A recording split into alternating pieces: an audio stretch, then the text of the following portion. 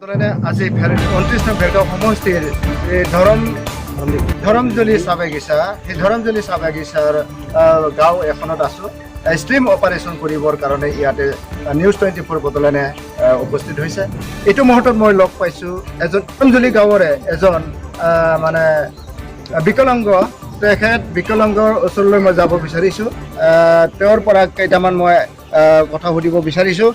এইটো মুহূৰ্তত তেওঁ চৰকাৰৰ পৰা একো এটা সাহায্য পোৱা নাই বুলি আমি জানিছোঁ। তেনে ক্ষেত্ৰত তেওঁক মই সুধিব বিচাৰিছোঁ। ভণ্টি, তোমাৰ নাম কি? চিলো ওৰাং। তুমি এইটো মুহূৰ্তত চৰকাৰৰ পৰা একো সাহায্য পোৱা নাই ন? একো পোৱা নাই। চৰকাৰক আবেদন কৰিছিলে নাই? আবেদন কৰিছিলোঁ কিন্তু পোৱা নাই। পোৱা নাই। কিমানবাৰ আবেদন কৰিছিলে? কোনে নিছিলে আবেদনটো?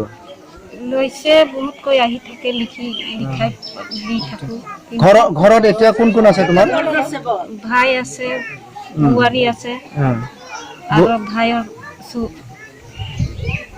ছোৱালীগিলা আছে। বোৱাৰী মানে আপুনি বিয়া পাতিছে? মই পাতা নাই। ভাই কেইটাৰ বোৱাৰী আছে? মোৰ ভাই নিজৰ ছোৱালীকেইটাক চাব না মোক চাব। বৰ্তমান তোমাক কোনে চোৱা চিতা কৰি আছে? এতিয়া মই নিজেই চলি আছোঁ। নিজে চলি আছে? কামটো কৰিব নোৱাৰে? কামটো কৰিব নোৱাৰো। মই নিজেই মদ বিক্ৰী কৰি চলি আছোঁ। তুমি নিজে মদ চদ বিক্ৰী কৰি মানে চলি আছে? চলি আছোঁ। এই মুহূৰ্তত দুখজনক এটা কথা, এজনী বিকলাংগ অৱস্থা হৈ তেওঁ বহুখিনি কষ্ট কৰিবলগীয়া হৈছে। এইখিনি সময়ত যিহেতু চৰকাৰ আছে, যিহেতু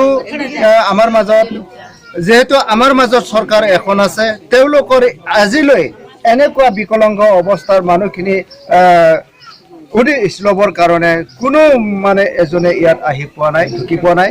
বৰঞ্চ তেওঁ বিভাগীয় কৰ্তৃপক্ষলৈ আবেদন কৰিছিলে, কিন্তু বিকলাংগ অৱস্থাৰ যি সাহায্য পাব লাগে সেই সাহায্যৰ পৰা তাই বঞ্চিত হৈ আছে। এইখিনি মই আহ্বান কৰিব বিচাৰিছোঁ আজি নিউজ 24 বদলেনৰ ফালৰ পৰা, যে এনেকুৱা বিকলাংগ এজনীক বা অন্য আৰু আছে বহুতখিনি এনেকুৱা বিকলাংগ, তেনে ক্ষেত্ৰত চৰকাৰে তেওঁলোকক মানে চকু মিলি চাব, সেইটো মোৰ পৰা মানে বিনম্ৰ অনুৰোধ কৰি চৰকাৰৰ ফাললৈ।